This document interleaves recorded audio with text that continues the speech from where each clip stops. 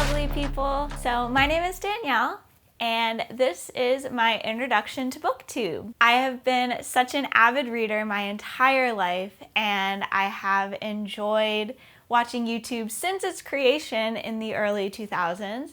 And I feel like I have finally found the community that really I can fit into here on Booktube, and I'm so excited to be able to join the conversation and just discuss some of my favorite books with all of y'all. So I thought, what better way to kick off my introduction to the Booktube community than to discuss with y'all my February wrap-up and my March TBR. So I have my cup of tea and a stack of books, so let's just jump right into the video.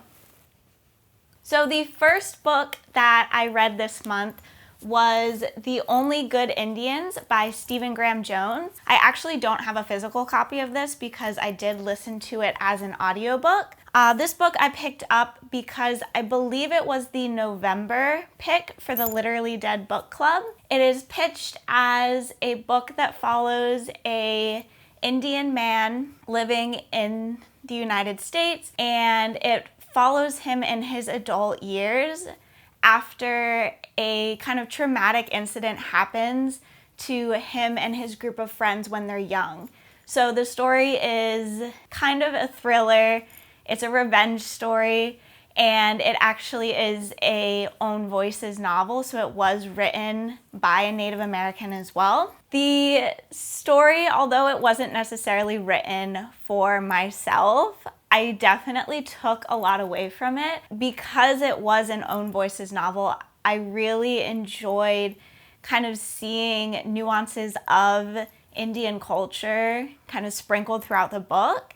And I did end up watching the live show discussion on the Literally Dead book club channel. One of Kayla's co-hosts is Native American himself, and I thought it was really cool to hear his perspective on the novel and really reaffirm that what was being discussed in the book was accurate, and it just made it that much more enjoyable of a story. I love hearing backstories and just the author's story and life themselves and how they kind of pour that into their novels. I ended up giving the book a 4 out of 5 stars. I thought it was a great story of revenge. It was very well written. It was super enjoyable.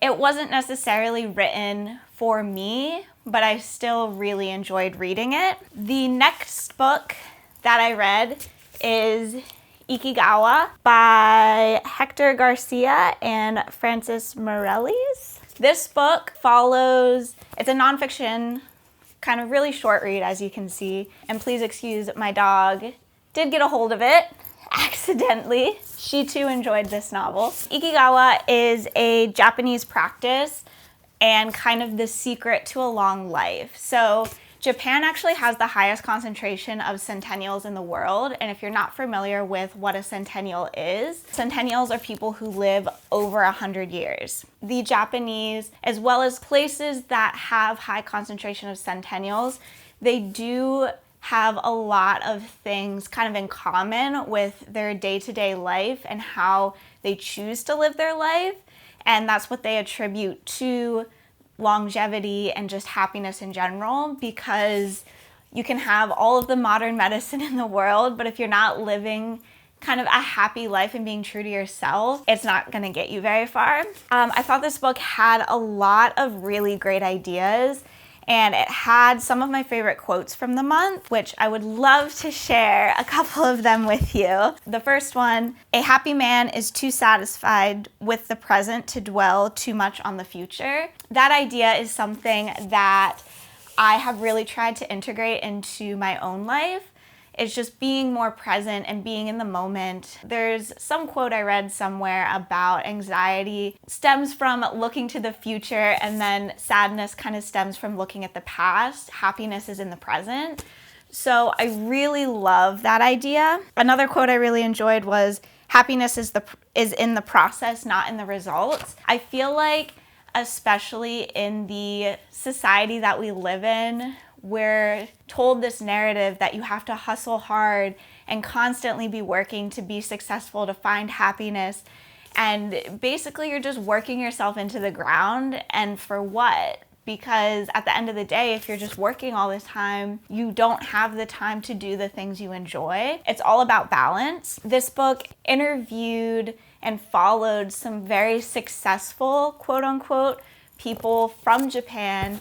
And part of what they did was they never truly retired, in a sense. They found that thing that sets their soul on fire and that spark that makes them excited for life, and they do it every day. So one person in particular, they followed a cartoonist who drew every day up until he died because that's what he loved doing. So this book, loved it, 5 out of 5. I ended up listening to it as an audiobook, and I listened to it in one go.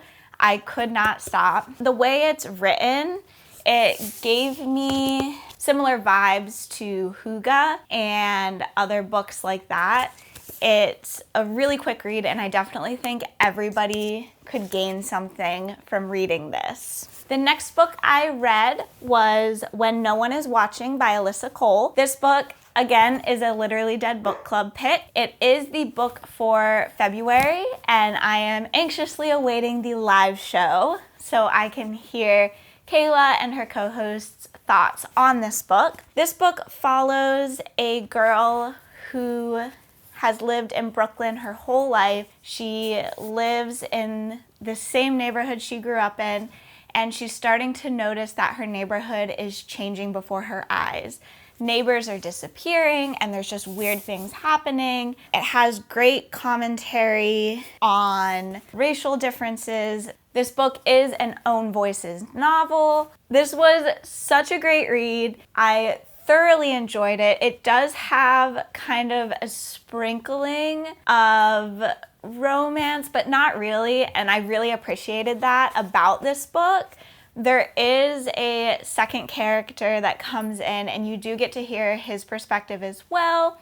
It kind of set up at one point that I thought it was going to take a turn that it ended up not, which I was super grateful for. I ended up really enjoying the twist that it did have, but I really appreciate that the romance that I thought was going to happen did not overtake the book, because although I do love romance, I don't think that you always need to have a love interest for a book to be interesting, or even life to be interesting.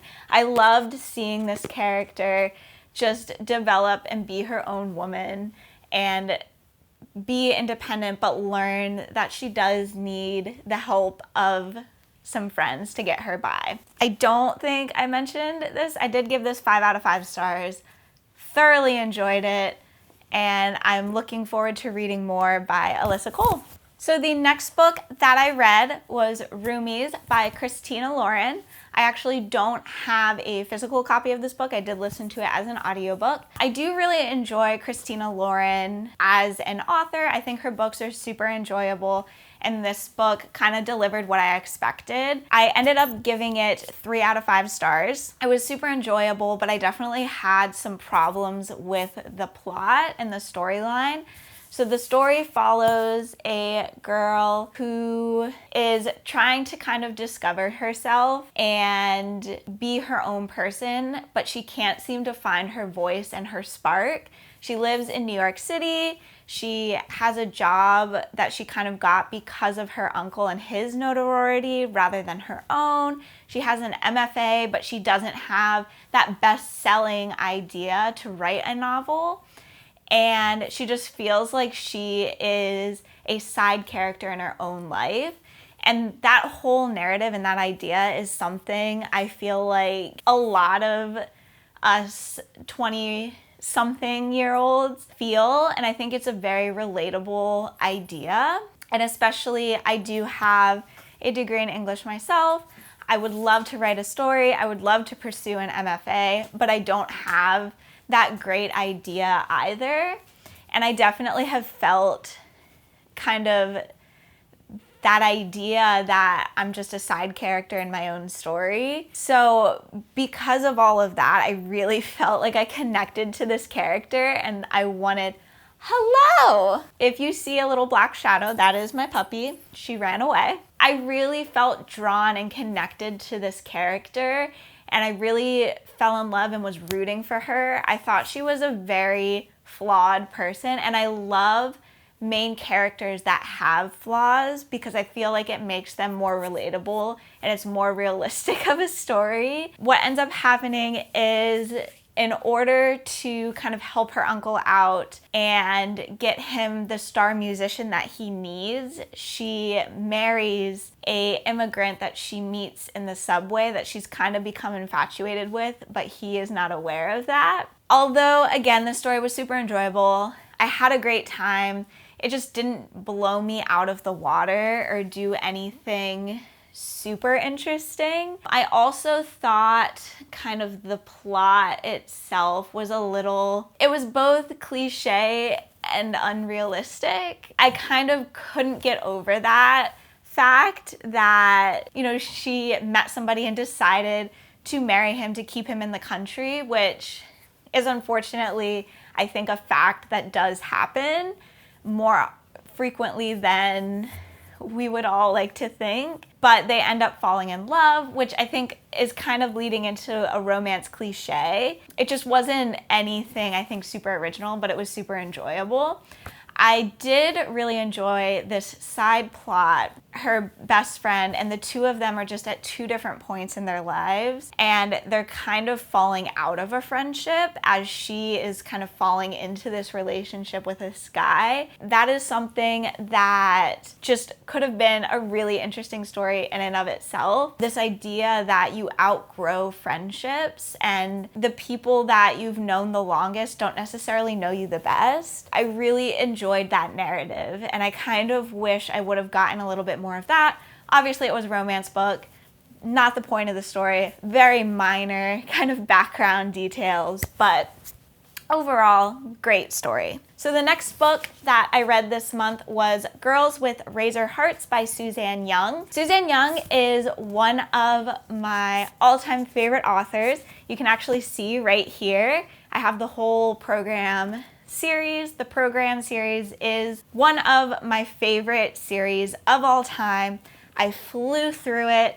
I really want to reread them all and just really savor them even more. So when I heard about this series coming out, I was so excited. I went out, I think the day that Girls with Sharp Sticks came out, and I purchased it. So this is the second book in the series. I thoroughly enjoyed it. I ended up giving this book 4 out of 5 stars. I think with a lot of Suzanne Young's books, I love that they're aimed at young adult, but they have such important themes in them.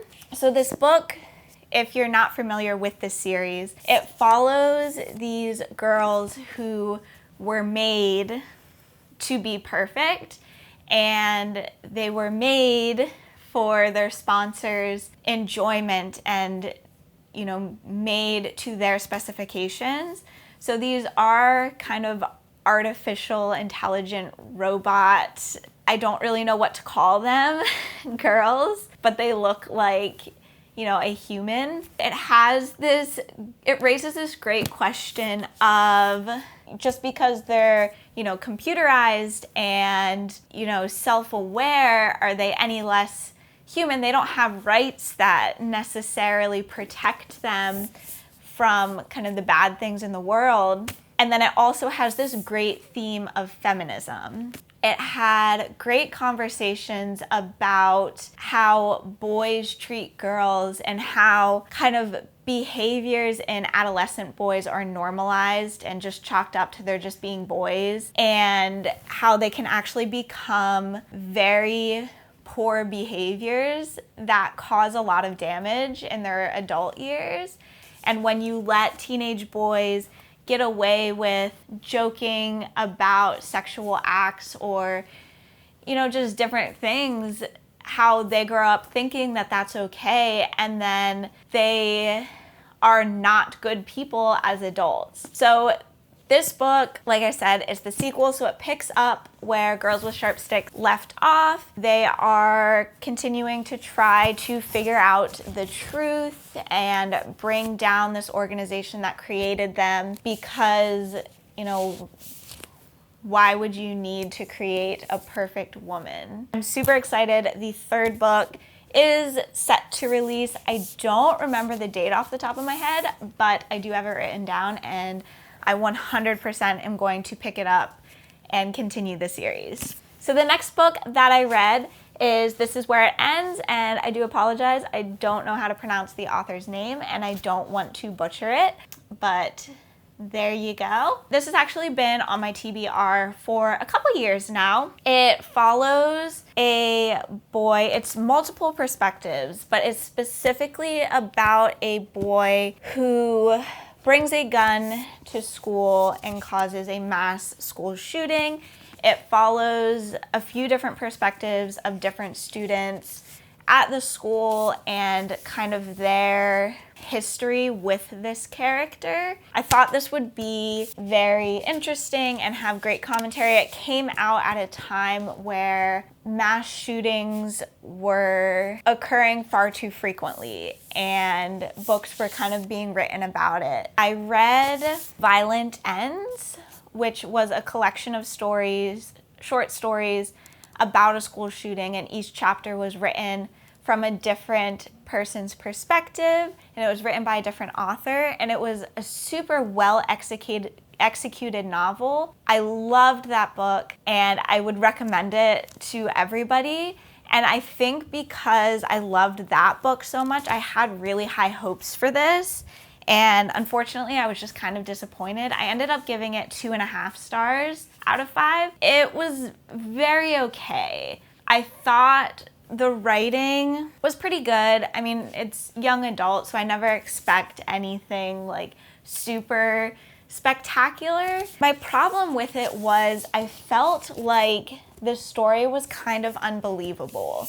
I feel like he was given a lot of power right off the bat. It was a very, unfortunately, almost cliche story of he's the kid that is just misunderstood by everybody, including his family, and he's driven to, you know, commit this violent act as kind of a last cry. You know, you will listen to me. And from the get-go, he causes so much destruction, just especially like in today's day and age, that how would he even get that many gun and weapon and bullets into the school without nobody noticing? There was also a point, and I'm not remembering specifically, but he was kicked out of school and they ended up allowing him to come back, and this was his first day back at school. It was actually everybody's first day, and there was this morning assembly, and he locked everybody in the auditorium, and that's where he like caused most of his damage. I don't know, I didn't really connect with the story. I feel like if you want to read a book about this topic, that Violent Ends did a lot better of a job. The next book I read this month is How It All Blew Up by Arvin Ahmadi. This book was absolutely incredible. I gave it 4 out of 5 stars. I thoroughly enjoyed it. This book follows a young teen who is Persian, and he is also gay. And students at his school discover that he is gay, but he has not come out yet.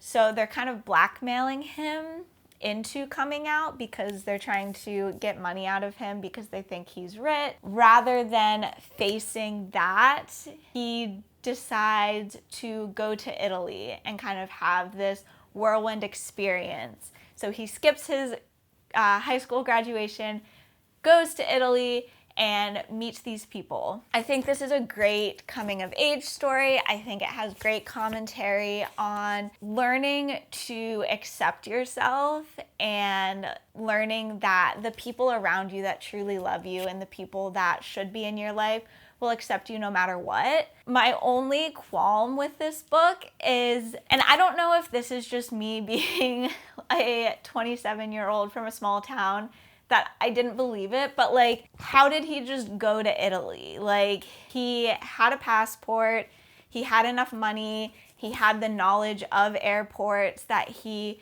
ended up there, and he just got on a plane and went to Italy. And once he got to Italy, he just befriended people and was sleeping on their couch. And I don't know, like, to me that just seemed very unbelievable. But I think a lot of that is just like, that is not something that would happen in my life. I didn't super connect with that overall, but I thought the story was just super fun and had great themes overall. The next book that I read this month is The Black Kids by Christina Hammonds Reed. This book, like, I've had a really great reading month, to be honest. I really enjoyed what I picked up. This was 5 out of 5 stars, could not put it down, absolutely loved it. I think everybody should read this. I think this would be a great book to have in a required reading list in high school. So this book follows a young girl who is living in LA in 1992. So if you're unfamiliar with history, the LA riots are going on and the Rodney King protests are going on. So there's a lot of, violence and people trying to speak out. And I think it really parallels this time and events that happened in 2020. And I think, unfortunately, history is just continuing to repeat itself because things aren't being changed and addressed in the way that they need to be. I thought this book, again, great coming of age story. It really has excellent themes of learning to not only accept yourself and coming to terms with who you are, but accepting and learning about your family history and growing from that. And then some great themes about forgiving your parents. One thing that really stuck out to me was this young, Black girl. Her parents are doing everything they can to kind of shelter her from this quote unquote violent Black history that they've stemmed from. Her parents just want so much more from her, but in doing that, they've kind of sheltered her from this Black experience.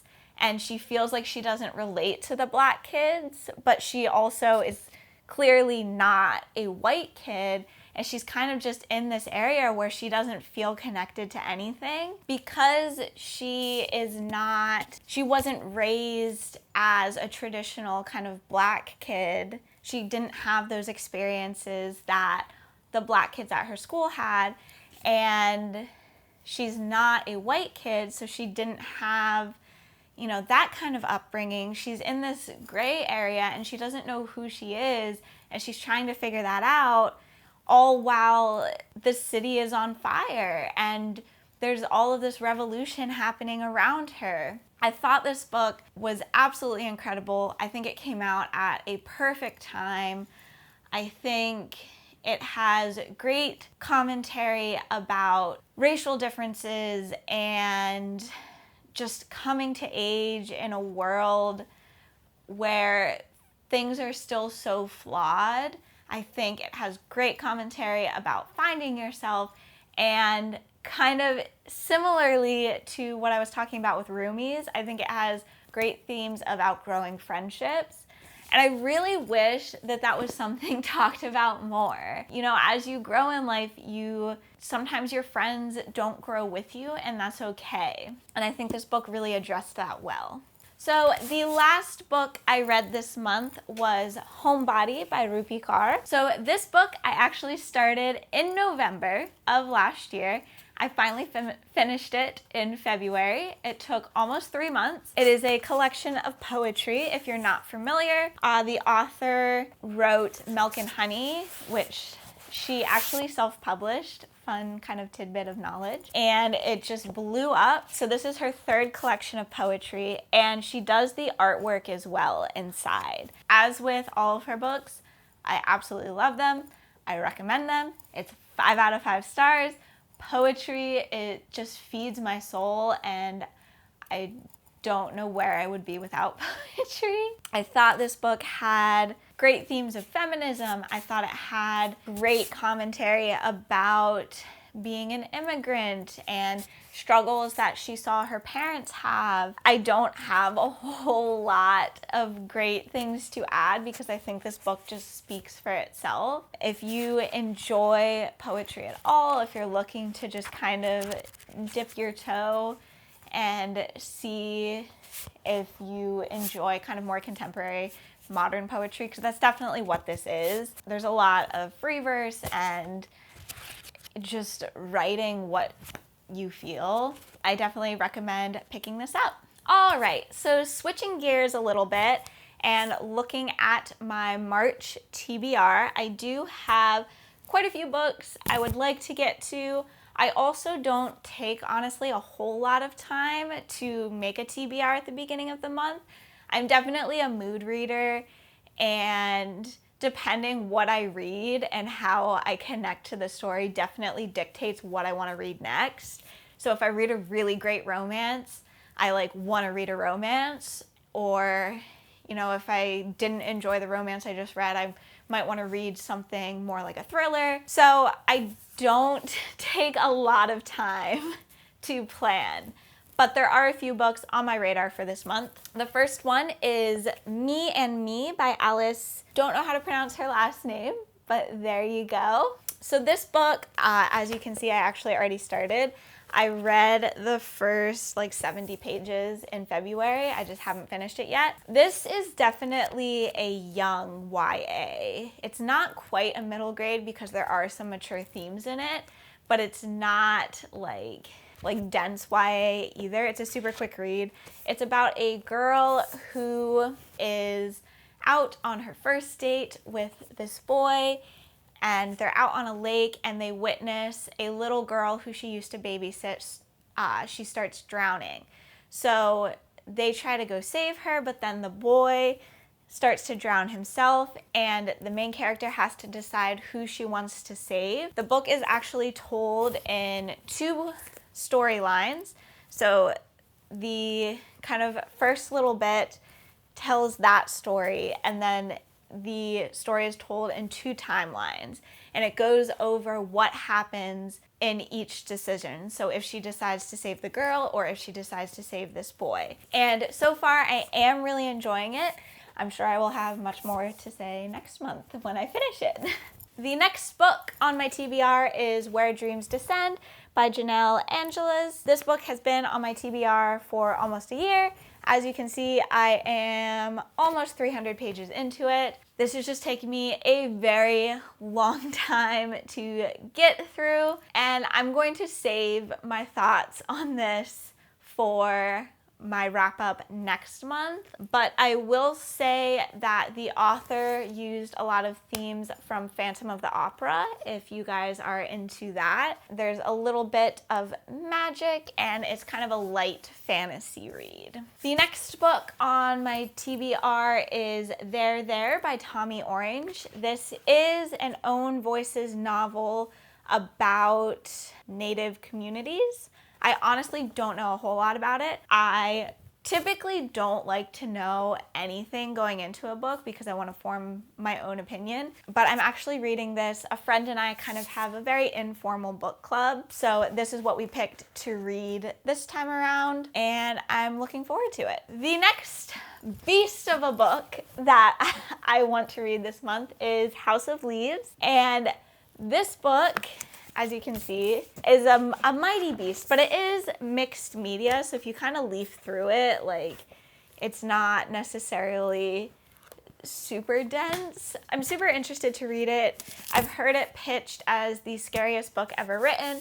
It is the Literally Dead book club for March, and if you haven't caught on already, I am a big fan, so I do hope to read it this month so I can participate in the live show discussion. The next book I would like to get to this month is The Dating Plan. This book I actually got last month as a Book of the Month pick. I am subscribed to Book of the Month. You can see the emblem right there. This book is actually set to release March 16th.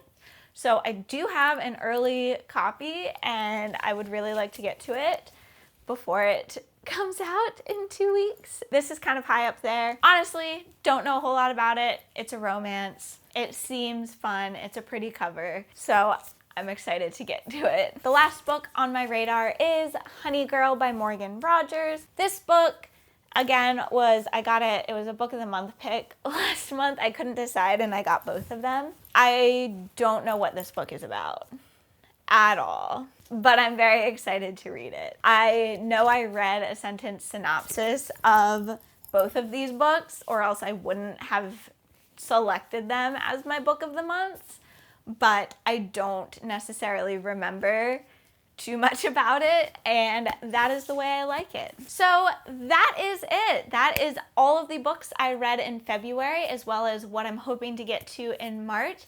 I hope you enjoyed this video, and I hope that you come back to see more from me. Have a wonderful day.